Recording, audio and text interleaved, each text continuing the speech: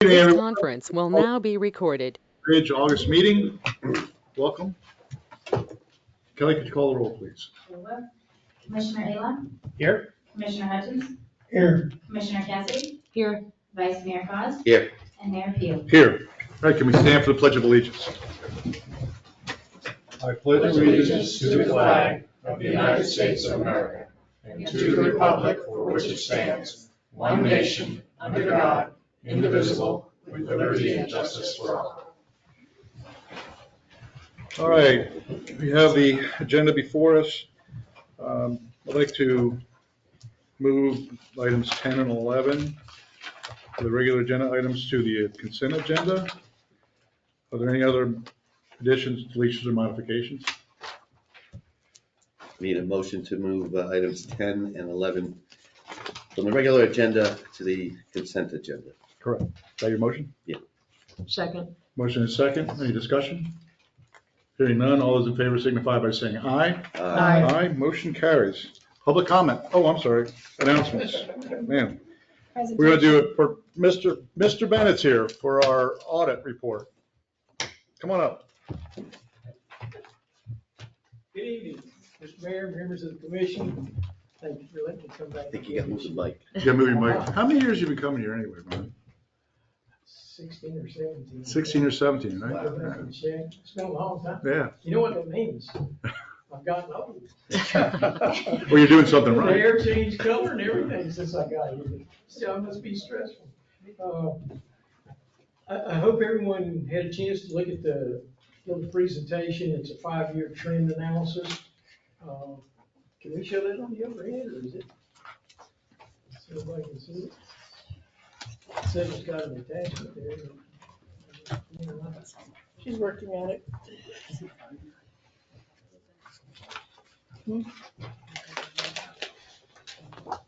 Did everybody get a copy ahead of time? It's in the back next door, this presentation. Okay, well, there we go. Here we go. Next page, please. Revenues. This is all the town's revenues. It says governmental revenues. You only have two funds, the general fund and capital projects fund. They're both governmental funds. And there were no revenues in the capital projects fund, so these are general funds revenues this year. But the trend is revenues went up $983,000 from 9.4 million to 10.4 million. It's about 10.4%. Primarily due to a big increase in property taxes. $1.1 million increase in property taxes, license and permits went down about 201,000. The rest of the stuff just kind of washed out. So a net increase of, like I said, 982,000. Next page, please. You can see this graphically. It's kind of a nice stair step there. There's been a progression as you'd expect. With inflation, you got to have more revenues because the expenditures go up every year. Next chart, please. This will be the other side of the ledger. This is the expenditures. This is the money going out. It is for both funds. There were some expenditures in the capital projects fund, although not nearly as much as they had anticipated. I guess this is good. The expenditures actually decreased about 532,000. They were 9,371,000 the prior year, 8,839,000 this year. I think that's primarily because things that were budgeted, construction project didn't get going or didn't get started at all or didn't go as far as everybody thought. That's a 5.7% reduction in expenditures. The net of all this, an increase in revenues, a decrease in expenditures, and you wound up in the general fund with a net income of 2.4 million, which you didn't anticipate. You actually budgeted a loss of about 105,000, but you had a gain of 2.4 million. Now, 925,000 of that was money that was expected to be transferred to the capital projects fund, but those projects didn't take place, so the money wasn't transferred.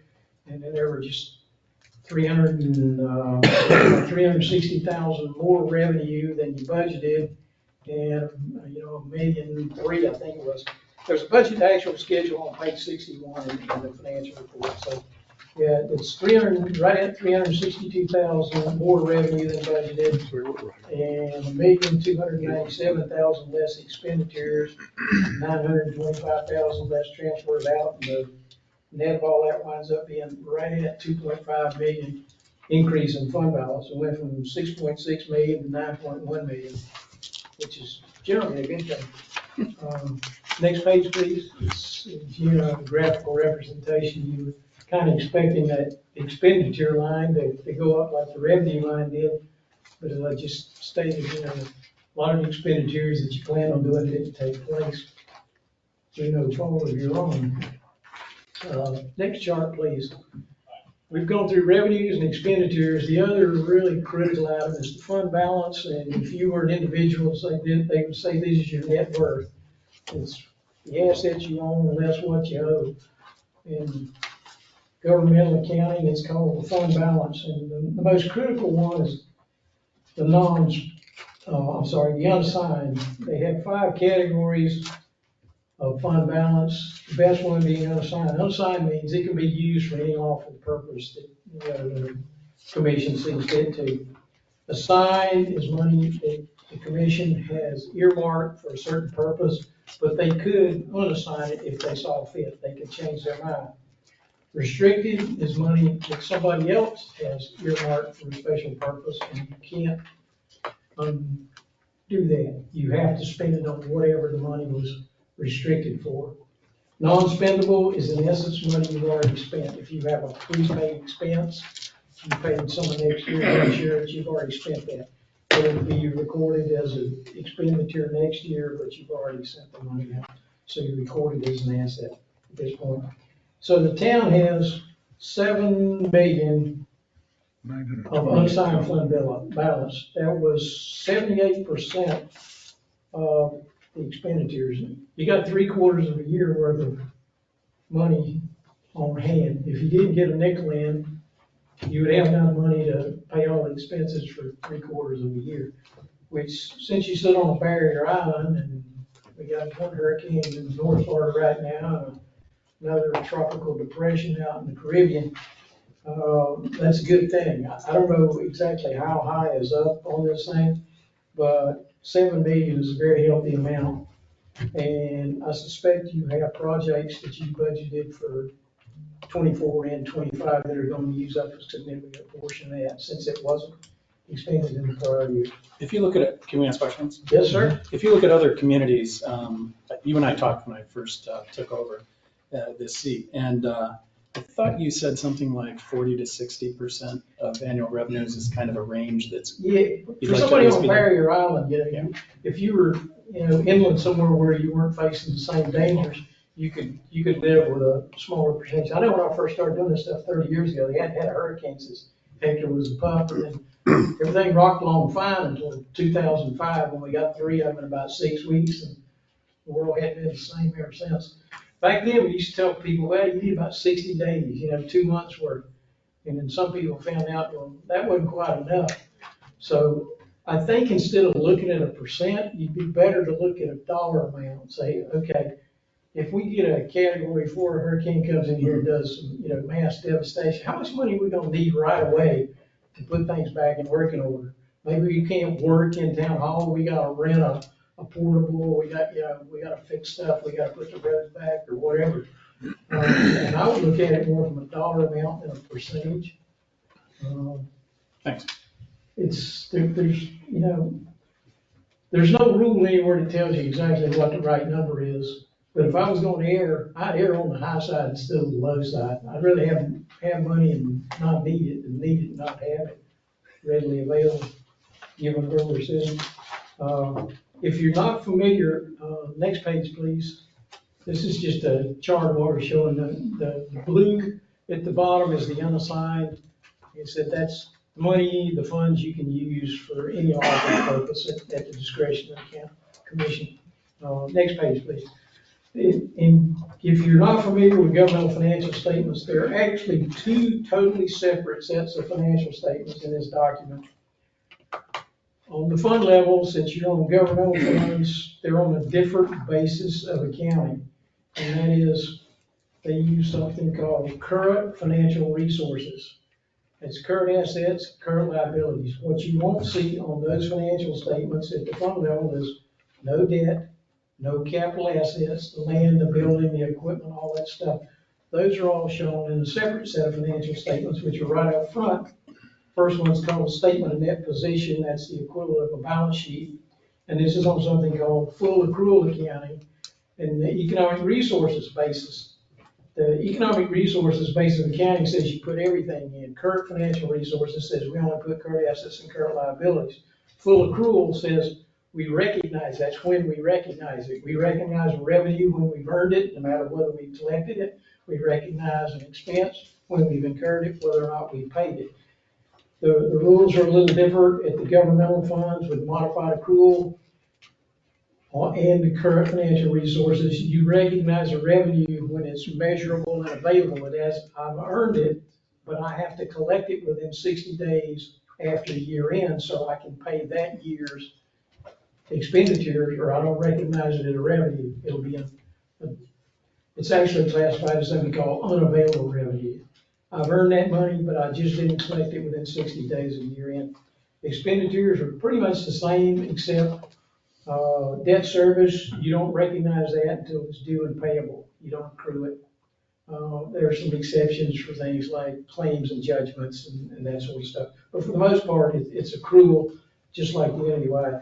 So you have this statement of net position, which if you'll see, the biggest asset you have is your capital assets that are over 15, 16 million of those that did not show up at the fund level. And your revenues and expenses are a little bit different. They're on the next page on the statement of activities, which has been converted from modified accrual to full accrual and the other different bases of accounting. So you're required to do this thing both ways. And then, as I alluded to earlier, we got a budget actual comparison schedule on page 61 for the general fund. And just for comparison's sake, you can see that the total net position increased about $1.5 million at the entity-wide level, and your revenues increased about $961,000. Your expenditures, or expenses in this case, increased about $1.2 million. And the change in that position was about $1.5 million, not radically different than the others. This year, normally I don't talk a lot about, the stuff in the notes, but this year was kind of an unusual year in that in the 23 year, there was a new accounting standard called GASB Statement Number 87, which applied to leases. The town wasn't leasing anything at that point, but they are now. During the 23 year, you lease some vehicles, a fleet of vehicles. And so you had to implement that. And then there was another new standard that was just applicable to 23 called GASB Statement Number 96, which is subscription-based information technology arrangements. What that means is it's all the software and internet type stuff, cloud-based stuff that you use. You now have to account for it radically different. And the GASB 87 for the leases and 96 for they call them SBITAs, S-B-I-T-A-S. The way it's accounted for is like you went out and borrowed the money and purchased it. But with a lease, it's like you're purchasing equipment, but really it's just the right to use the equipment. And with the SBITAs, it's the right to use that software. But you still record it as a capital asset. It's just an intangible capital asset instead of a tangible one. You don't own the vehicle, but you own the right to use it for whatever the term of the agreement is. And so, the town had to deal with that. There was another new accounting standard that came in that had been around for a few years, and it relates to your town hall loan. You have an interest rate swap on that town hall loan, and the variable rate was based on LIBOR, London Interbank Offer Rate. LIBOR doesn't exist anymore. June 30th of 23, it was put to bed permanently because the boys over in London were cheating on the thing. They were using it to create massive fraud, so they just did away with it. And there was a new accounting standard that said, okay, you got to have another index to base it on, so you had to change that index. So there were three three things that were a real pain in the neck this year that the town never had to deal with before. Particularly the GASB 96 is basically a nightmare. In my humble opinion, I think it was a very poorly written standard. It's very difficult. It doesn't fit the real world situation quite frequently, and you have a hard time trying to figure out, you just have to use your judgment and try to figure out how to implement it. The governmental accounting standards board kind of did a poor job on that one, I think. Anyway, I'm running out of steam here, but I'd be glad to entertain some questions now or anytime in the future. If you got a question 6 months from now, give me a call. If I can't answer it on the phone, I'll come out and talk to you. No charge. Any questions for Mr. Bennett? Yeah, just with our expenditures having been 1.3 million below what we budgeted, can you comment on that? Well, only, what you can see here. Legal was about 194,000 less than budgeted. Law enforcement, 388,000. Protective inspections, 182,000. Other physical environment, 258,000. Public works, 106. Contingency, we didn't spend about 79,000 of that. I don't know why. I wasn't here all year. Okay, I just yeah. try and figure out I the think we numbers had are right. it Not marked why for they certain came. projects and then we didn't. But we didn't spend the Well, money. and when you look at it category by category, though, it's like we budgeted well above what we actually ended up using, so. Well, I think there must have been some of the stuff. Public Yes. works, other physical environment. So if you look back at the trend information, in '22, the actual expenditures were 9.4 million, and you budgeted 9.2 for '23, just slightly less.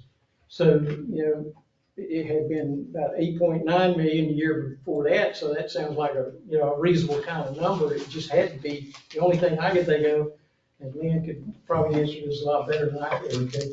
There were probably just projects that, were planned that just didn't get off the ground. I mean, it's detailed on page 61. Yeah, no, I know, I'm looking at By it. line item, it's kind of everything was over budget. And I think one of the differences between the basic financial statement and the budget, the way it's presented, if you look on page 14, you'll see basically the same numbers for expenditures. You got the 7,928, but there was only $40,000 in capital outlay, and there was almost 800,000 in debt service. That is buried in these line items in each department. It's budgeted in that department. So if you didn't expend a capital project, it's not just the general operating expenses, but it's the operating, the debt service, and the capital projects on page 61 are buried in each one of those line items. Whereas on page 14, the general accepted accounting principles say you have to present the current, the debt service, and the capital outlay as separate line items. Whereas in the budget, it's however you budget it. Some places budget capital outlay different, as a separate category, non-departmental. A lot of municipalities do like you do. They budget it within that department. Okay, if the police department is going to buy a police car, we're going to budget the capital outlay there. If they have to borrow money to do it and they got to pay the principal and interest on the debt, we're going to put that in public safety, and if you're building a new town hall, you're going to put that in, a different department somewhere. And so I think a lot of that is probably the capital outlay and the debt service that didn't show up. While I was talking about GASB 96 and 87, I talked about how you record the thing. You pretend you borrowed the money and you purchased it, but then when you pay for it, if it's a lease, you don't record it as lease expense. It's now interest and principal because they pretended you borrowed the money and you got to record it as principal and interest. Same thing with the GASB 96. So your debt service is bigger than you kind of thought it was going to be because you had budgeted for it to buy the cars, but they were up in a different line item. They would have been in current, like operating expense, but now it says you got to put it in debt service. Thank you. questions? confusing, isn't it? All right. Well, Ron, thank you very much. Thank you, sir. Really appreciate it. We really appreciate the opportunity to work for you. Thank you. Hopefully keep me till I die. Because I've never seen a See you, retired. see you next year. Thank you. All right, Kelly, you want to do the announcements? The meeting schedule for the next month is as follows. There is a special town commission budget workshop on September 9th at 4 p.m. Regular town commission meeting and budget hearing on Monday, September 9th at 6 p.m. Community standards hearing on Tuesday, August 6th at 10 a.m. And all meetings are held in the commission chambers of the town hall. The town is hosting a blood drive event with One Blood on Friday, August 16th from 9:30 to 3 p.m. Saturday, August 17th from 10:30 a.m. to 4 p.m.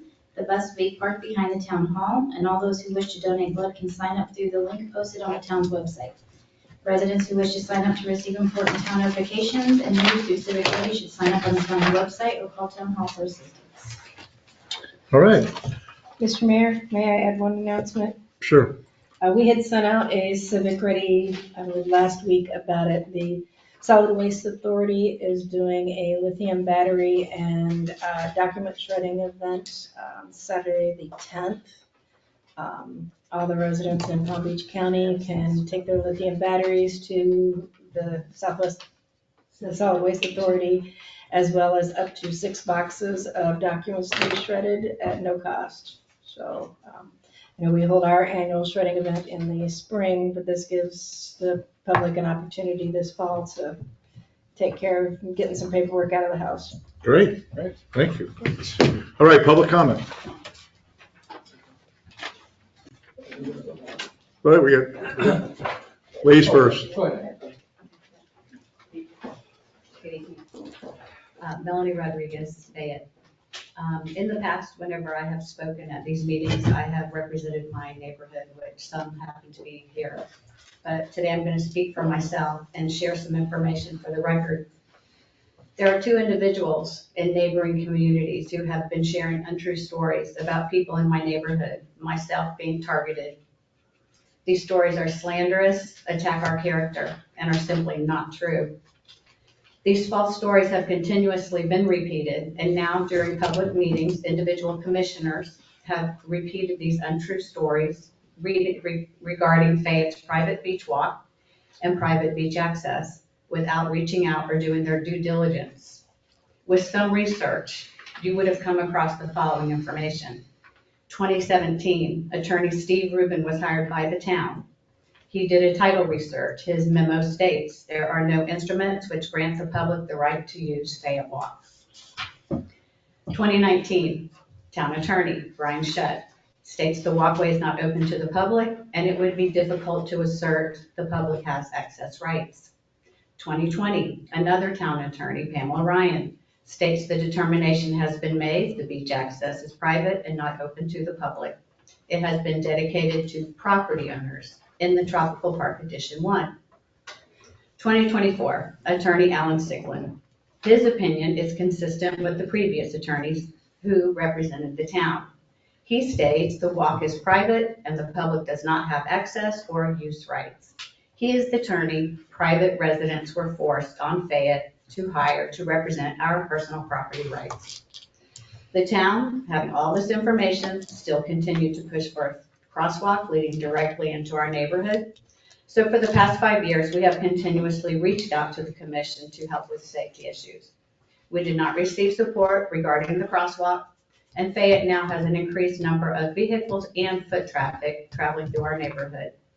This has caused us to install security cameras to help with our safety due to the lack of town support. As a resident of Ocean Ridge, I would like to believe the elected officials would support all residents and not just those who are your friends, those who support your outside businesses, or the communities who might provide the most votes during election time. I ask you as elected officials to reach out to all communities before making decisions or simply repeating information during meetings that may be incorrect. When you repeat untrue information during official meetings, you too are attacking the character of the residents that you are supposed to be representing. Thank you. Thank you for your time. Next up, Nick. Okay. Nicholas Arsali, 6017 Old Ocean. A couple of matters I'd like to talk to. One of them had to do with the code enforcement. I just, apparently the town decided to hire a code enforcement officer on a part-time basis. And that's great. But my question is, did the town also consider having a code enforcement board like the Palm Beach Islands, City of Delray Beach, instead of having a special magistrate? We are a small community here, and I think the code enforcement should look at a little bit of more friendly basis. You know, a lot of the other towns, they would send the kind of a courtesy notice to the owner, your grass is long, and so on, so and so. But here in Ocean Ridge, I've seen that they go extreme. Before even the owner know about it, they go in there and put a affidavit, they spend so much time sending out all this certified mail and everything for a minor thing, which can be done very easy. So my question is, if the commissioner has already looked into it, and what was the results, or they're going to be looking into having possibly a code enforcement board, which is from the people living here. And as I say, like Palm Beach Island, like Delray Beach, like a lot of municipalities, they do that now. That's number one. Number two is, I'd like to talk about a matter which I spoke with the city clerk regarding. Before, we had a shared fence among our property over Tree Harbor Drive. And the building was demolished and the fence is gone. Now, we're talking about putting a shared fence again for as a pool barrier and everything. But the city advised me we cannot do that because the city code does not allow that you use the neighbor's fence for a pool barrier. And this is pretty much different from all the other municipalities, including Palm Beach County. Because Palm Beach County requires you can have, if your neighbor agrees for you to use their fence as a barrier, they can go into an agreement and that will be taken care of. But apparently the town doesn't have anything on the record. So right now, we're talking to our neighbor, trying to replace the old fence, and apparently it's not allowed by the code. So I would, I would like the commissioner to look into it, or maybe the planning and zoning look into it, so we have something on the code similar to all the other municipalities or the county. Thank you. Thank you. That's a good idea, Yes, ma'am. the shared fence. Usually I thought you could share a fence. I'd call Mike, building official, and ask him. But if it's not, P and Z should, Yeah, that's something to look into. Yeah. Yes, ma'am. Sarah Stiles, 16 Fayette. In the 1700s, Voltaire wrote, "Whoever is able to believe absurdities can also create injustices." This packet that Melanie referred to, dated April 30th, that was sent to the town from Ron Kern and Barbara Flanagan, made requests of the town to take action against Fayette Drive. Our walkway, many things were, we were accused of putting up gates we didn't put up, signs that have been there since the 1950s. And I'd like to just address a couple of these things. To clarify, no commission decisions were made in 2021 regarding Fayette Drive's request to gate the walk. Indemnification and hold harmless agreements were discussed without resolution. Fayette Drive's walk to the beach was thoroughly researched now by 7 attorneys. It is private. Signs on the walk and the dune were first authored and installed by Albert Selco when he platted and subdivided his property in 1952, and that was with permits, and my parents knew them. I'm personally friends with Fayette Selco. Fayette Drive was named after her, and she has documentation to prove that. Commissioner Cassidy, no one was chased off the beach. Mayor, please address the Chair, individual By commissioners. no please. one was chased off the beach by Elizabeth, Melanie, or me. The Ocean Ridge Yacht Club did not build Fayette's beach deck. Checks were offered and given to a resident. They were not used. They can be returned. They were in amounts of $25, $50. One was $150.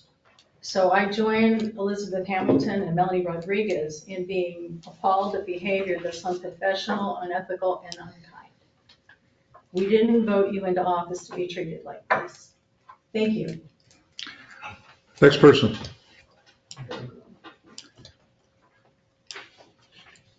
Well, first, I would like to thank everybody in Ocean Ridge for making my birthday so special. I'm really not that old, I'm only 95. And second, you remember back in the dark ages when we fought against metal signs going up? And we went to a very nice place in Lantana that made all wood signs. And now the people are so uneducated. You have to have a sign saying when you come to a dead end, that's south and that's north. And you need 4 signs at the end. And then you need 4 more signs to tell people they're bicycle paths or they need to turn right. Do we not have educated people driving cars? Have they no common sense? I would like to see us try to get them to eliminate some of the signs in Ocean Ridge. Plus the fact that they have put one on my street, on my property. It's sort of covered by foliage. It says that this is A1A, and I'd sort of like that one taken off. Thank you, Ben. And would anyone like maps that show where all the right-of-ways and things were in Ocean Ridge along Tuckahoe? Thank you, Betty.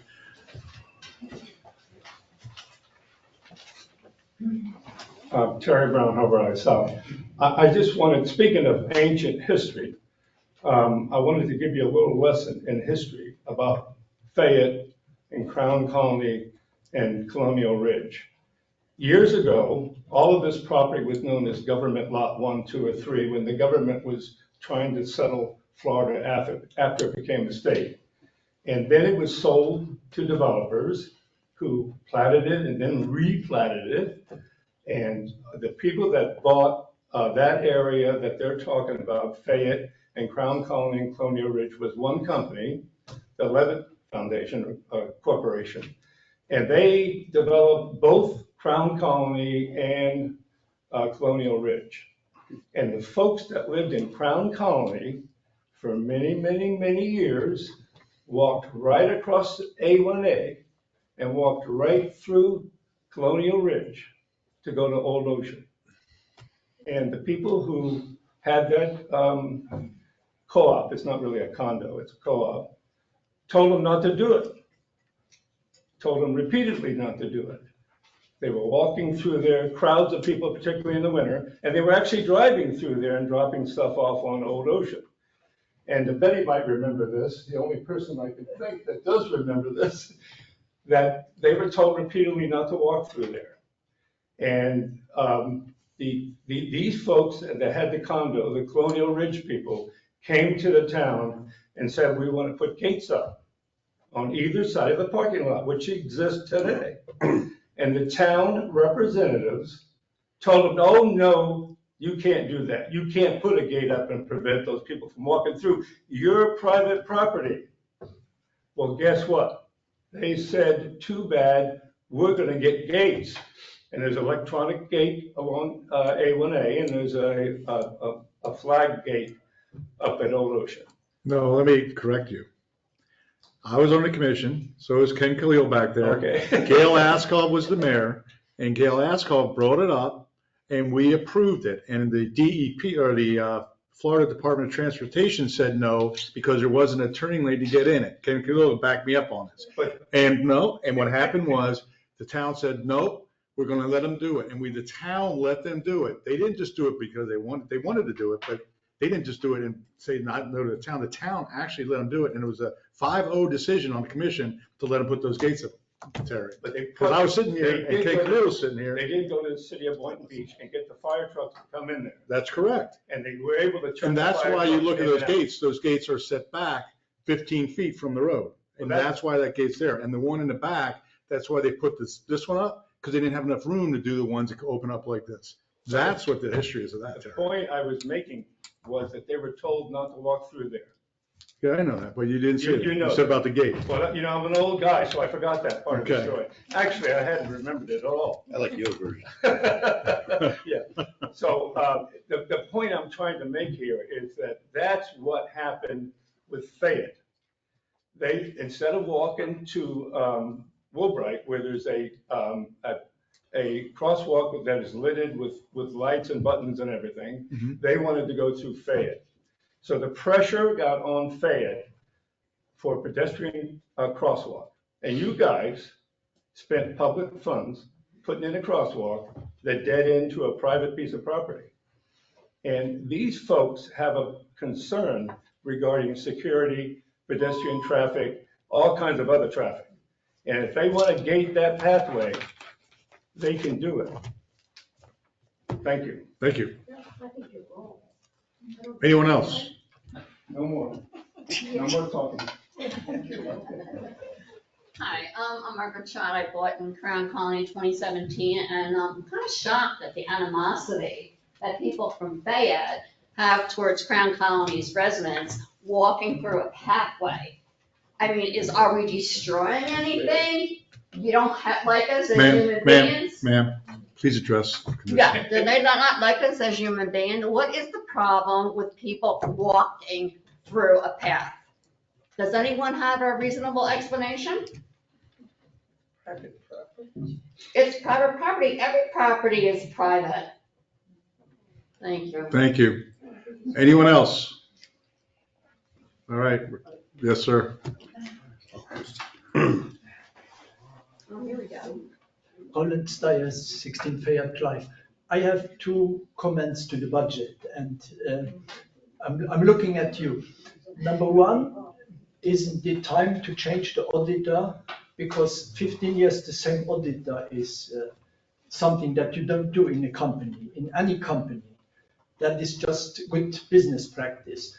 The second thing is, does the town have a business recovery plan or a disaster recovery plan? Because if you would have that, what to do in a disaster when a category 4 hits here, then you would also have the numbers that you can put in your budget and budget accordingly. It's just. Thank you. Thank you. Thank you. Anyone else? All right. Ken Khalil, 86 Island Drive, Southampton. No, I'm not going to comment. You said it well. And Terry's recollection. He's got a jacket on just for me. I know.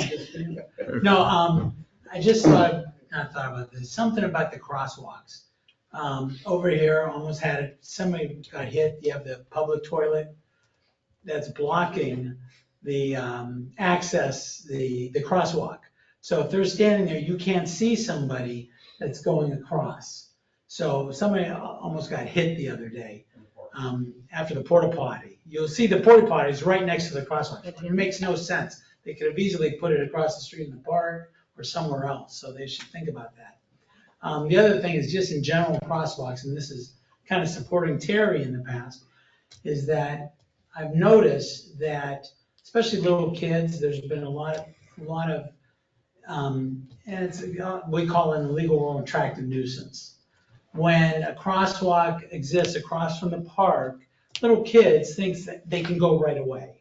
And I think, you're seeing some communities put up different barriers, whether it's a little gate or a light or something, but I think we've got to be mindful. In the third crosswalk right here, there's a cement FP&L pole you can't even see. I've seen many times where somebody comes across and no one saw the person.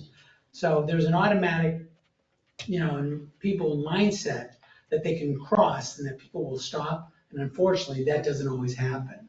So Chief, I would look into those other options that are out there. Personal note, my cousin's husband was killed in that fashion. So it's taken a personal note that this stuff does happen incidentally. It's purely accidental. Anyway, Thank you. Thank you. Anyone else? All right, we'll close public comment, bring it back to the commission. All right, we're going to the approval of the consent agenda. Anyone make a motion? I move we approve the consent agenda. Second. Motion and second, any other discussion? Hearing none? Mr. Mayor, the title of the, no, it isn't, okay. Hearing none, all those in favor signify by saying aye. Aye. Motion carries. All right, moving on to the staff committee reports. Lynn? My report is in the book. Packet? Yeah, in the packet, sorry. Couldn't come up with the word. I was thinking budget, but I knew it wasn't the budget. We are in the process of the final stages of transitioning to the new bank account. I got all of your signatures today. We were looking at that taking place tomorrow or Wednesday. Unfortunately, we got a phone call from Jean, and due to weather, her flight back from Indiana today was canceled, and she will not be able to make it back till Wednesday, so it'll be probably Thursday before we get the new account open to get all the funds transferred. We were notified in early July about the FERDAP grant of $200,000. We are looking forward to that. And also this week, Commissioner Cassidy and I have a meeting with the county about going in on a joint project to meet the recreational requirements for the 2 grants that we've received for FY25, to include the parcels that we do already own, the county's parcels, and then possibly going across those 2 parcels if we end up purchasing them. Thank you. Any questions for Lynn? All right, thank you, Lynn. Good evening. Christie? I'm not going to report. Thank you. Any questions for Christie? Oh, thank you, Christie. Chief? All right, my report's in your packet. If you have any questions, I'll be happy to answer them.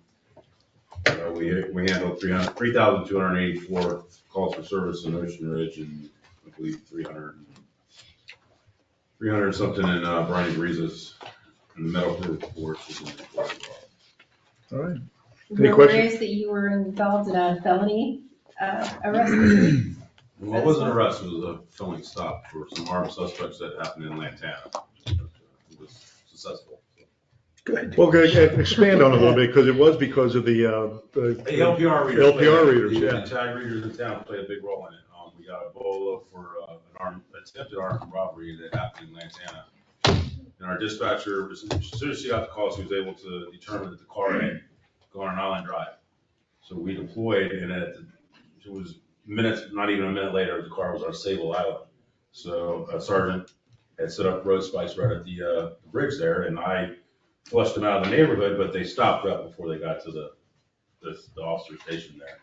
But long story short, several agencies investigated the incident, and nobody was arrested, but everybody was identified. Thank you, Chief. Good job. Any questions That's for? online, that she was able to see it online? They had in the BOLA, they had given us a tag and a description of the car, so with that information, she was able to find it instantly. Thank you, Chief. All right. Is that it? Any other comments? Well, everybody, thank you for coming, and have a nice evening, and we'll see you next month. Meeting adjourned. 15 extra minutes, sorry, Dave. We'll try it.